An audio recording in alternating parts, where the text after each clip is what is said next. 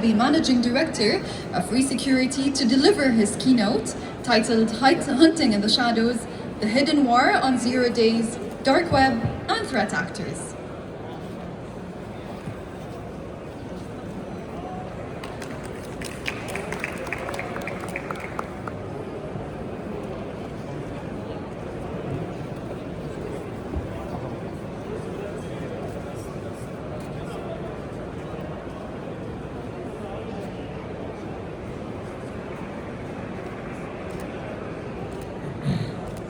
Okay, Assalamu alaikum jami'an. Thank you so much for having me here. So we will be talking about hunting in the shadows and discovering together information about threat actors, dark web, and zero days, and discover further how we do such operations. First of all, I will introduce myself. My name is Ahmad. I'm the director of Resecurity, and I'm still known as one of the top hackers in the world, scoring over 2,000 vulnerabilities, ranking the top hacker by the US Department of Defense 2019, and other rankings as well. Cool. So we will start step by step. First, by identifying what are the attack vectors targeting us. And we will start by discussing the layers of attacks and what hackers technically attack.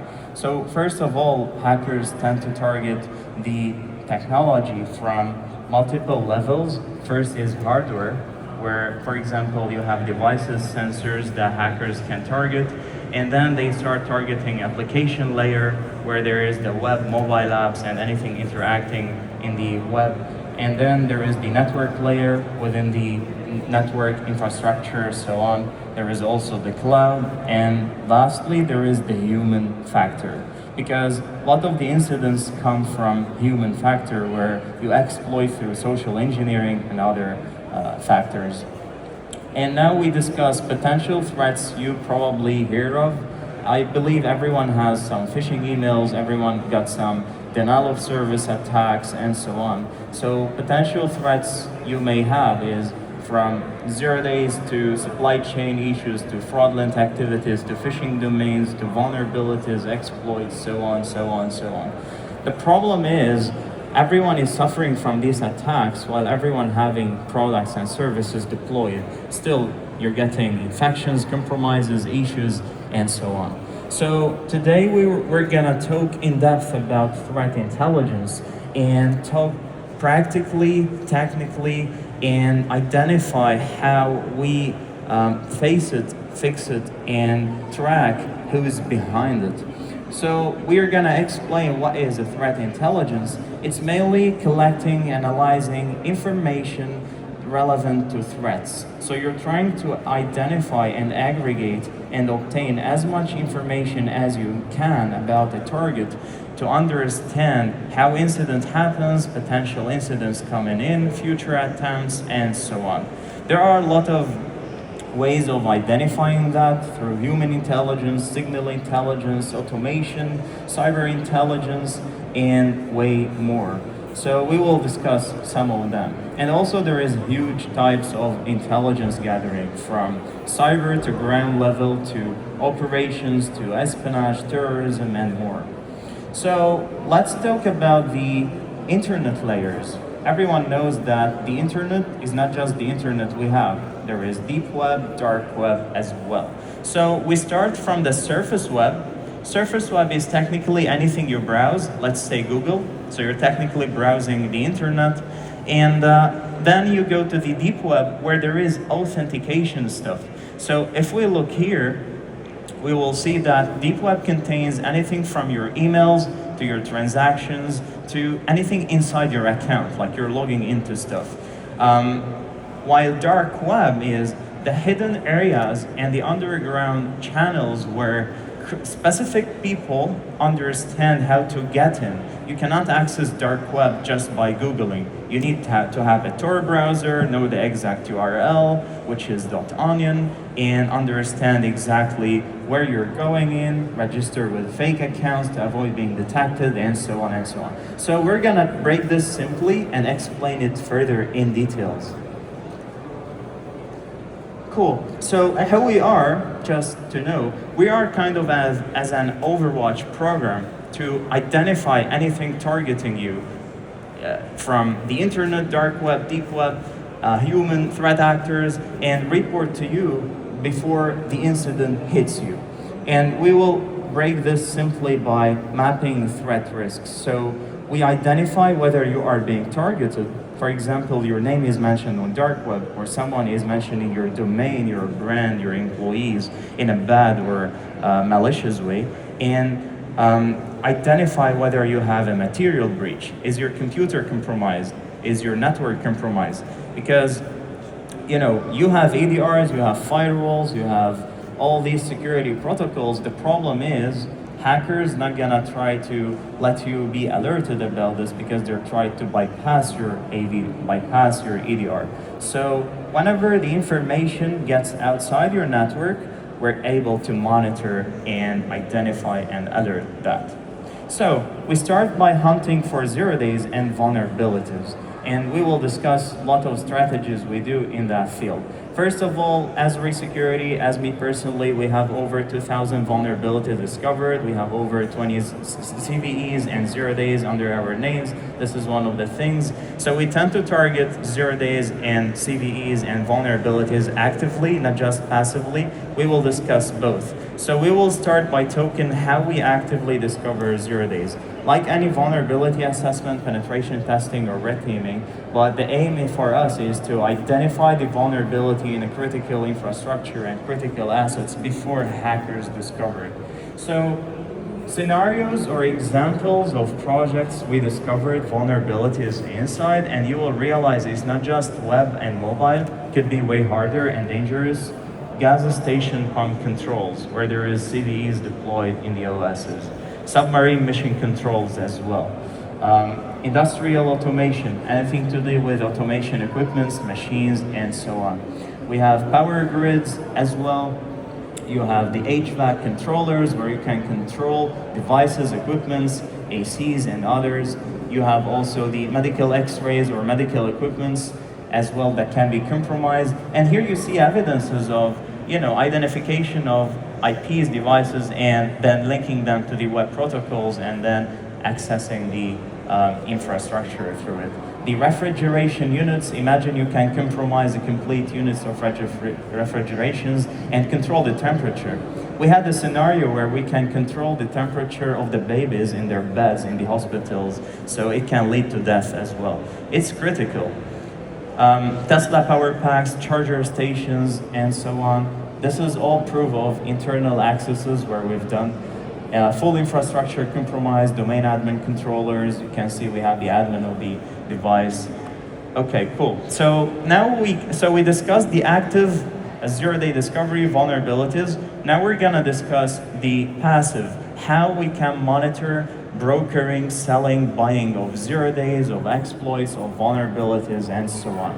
So through Resecurity context, the Core Threat Intelligence Fusion Center, we figure out a way where we can set up queries of monitoring and end up scrolling the whole dark web and the internet to identify potential buying, selling, and brokering of zero-days. So, for example, we just gave an example of Palo Alto as a company name, and we told them that we're looking for a zero-day inside the dark web, and we want to see who's selling such zero-days, right? So we've got a couple of records here, and we've got some forums on the dark web claiming they sell zero-days. So if we look clearly at this image, we can see that 3 months ago, there was a zero-day authentication bypass targeting Fortinet, Palo Alto, Ivanti as a SAML, and we can see the type of it, which is an authentication bypass, and the impact of it allows you to have full admin access on the target gateway as a pre-authentication. And we clearly see that the price of this zero-day is 1 Bitcoin, so hackers are clearly selling it. Now, what we have deployed for you to make things easier, because not everyone is analyst or deep technical, so we deployed an artificial intelligence that can summarize everything for you.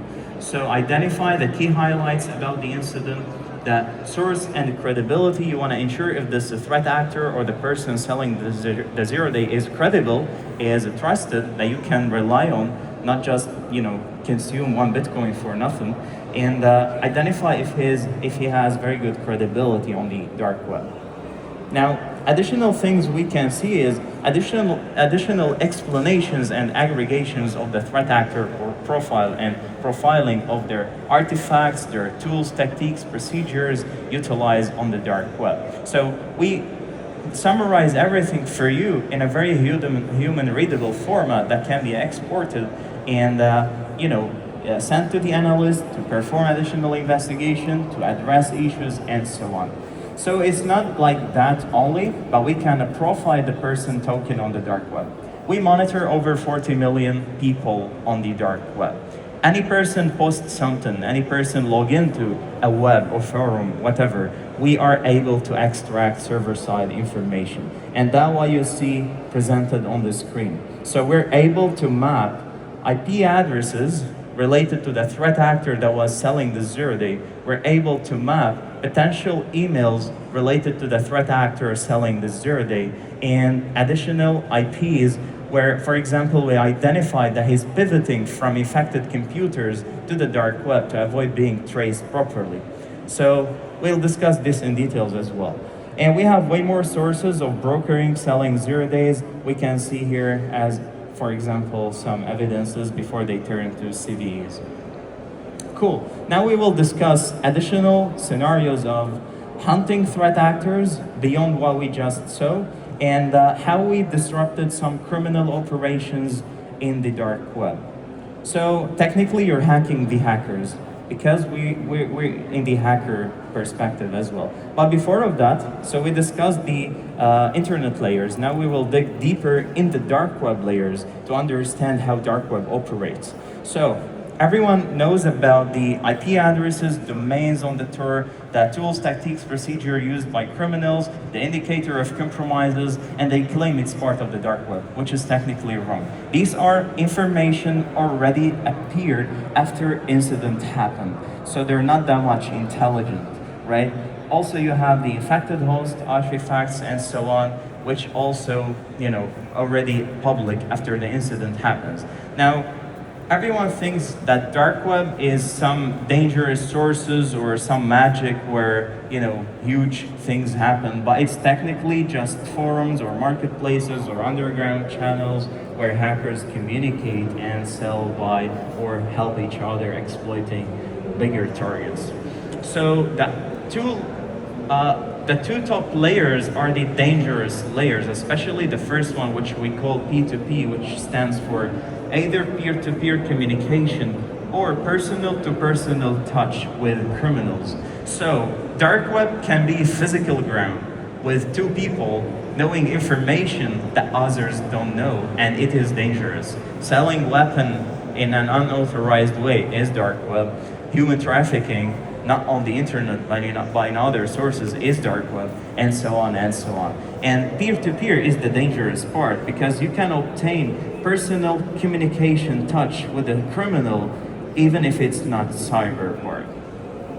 So, in order to compete that, you don't need to look only in the dark web and in the cyber areas. That's why our unit includes multiple coverage layers, not just in the cyber intelligence, but also in the offensive operation and in the ground operation. So we have dedicated team on the ground assessing the field of the customers, identifying potential terrorisms, weapons trading, illegal transfers, and so on and so on.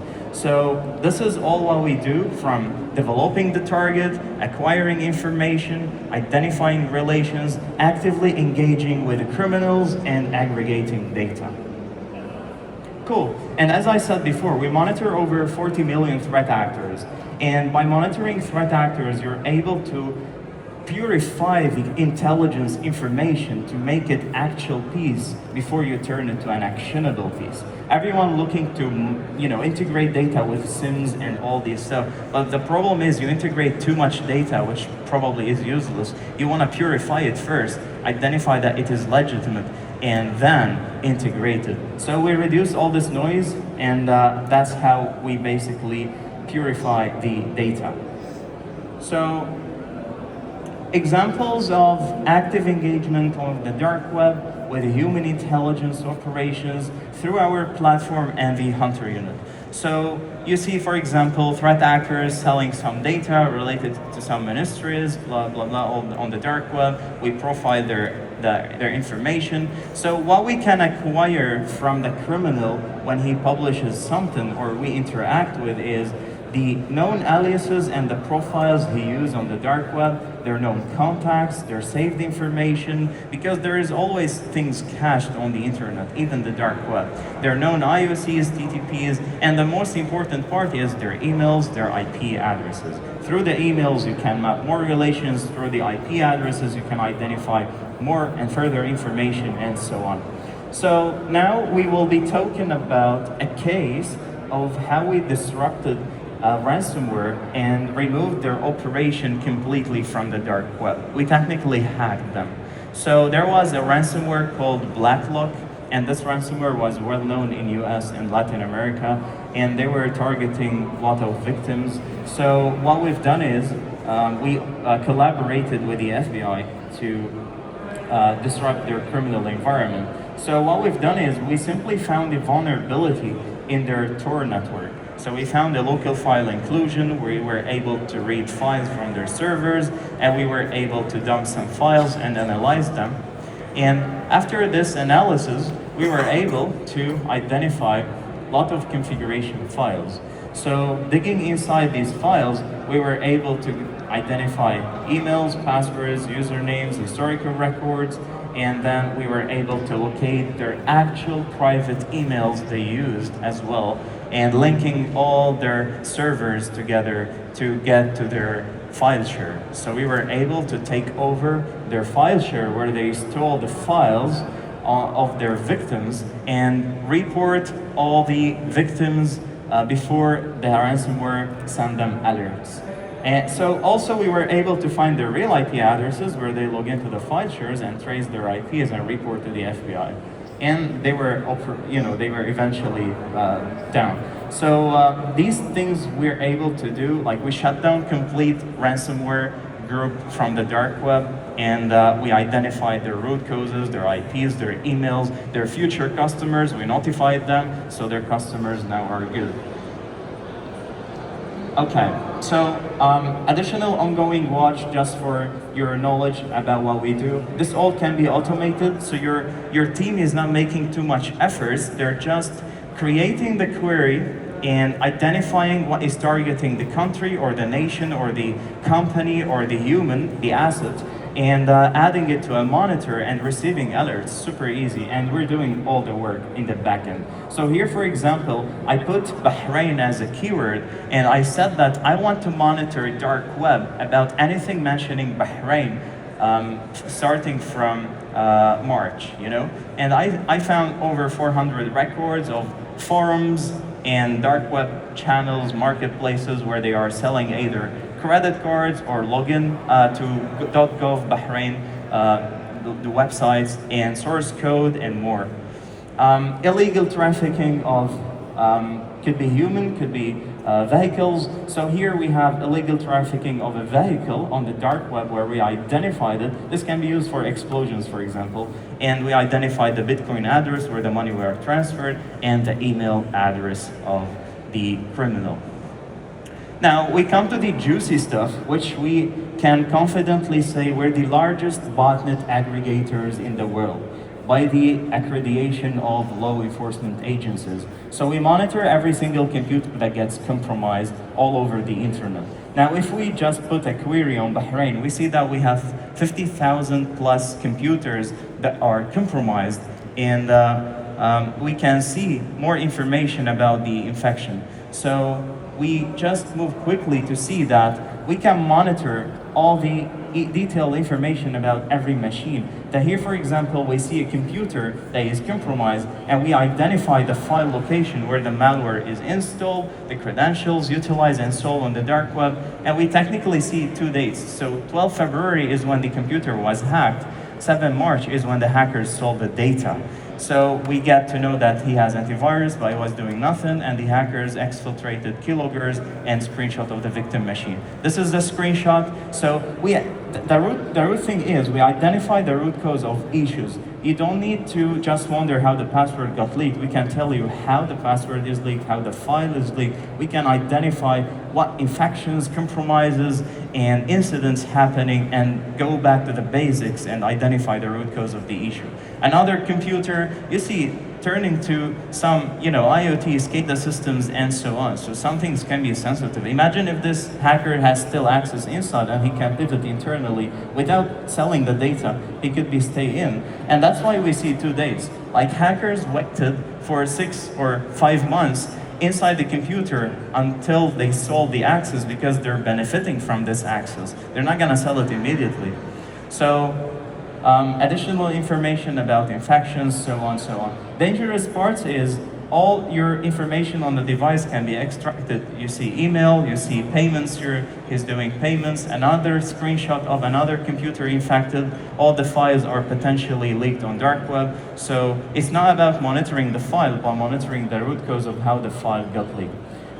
So this is just summarizing what we discussed, because I think the time is tight.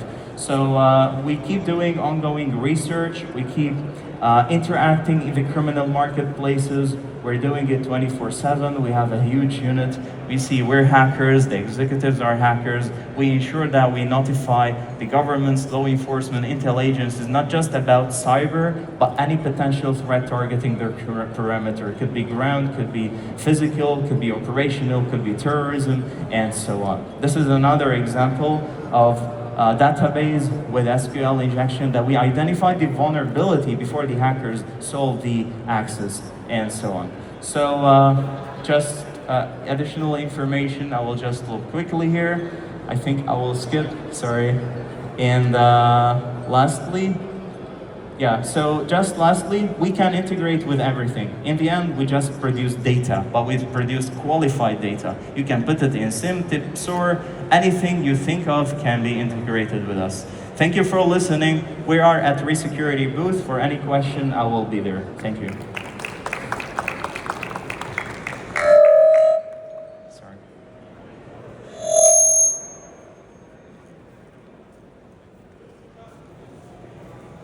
Thank you, Mr. Halabi, for the presentation and for shedding light on the realities of modern-day cyber intelligence and threat detection. Up next, we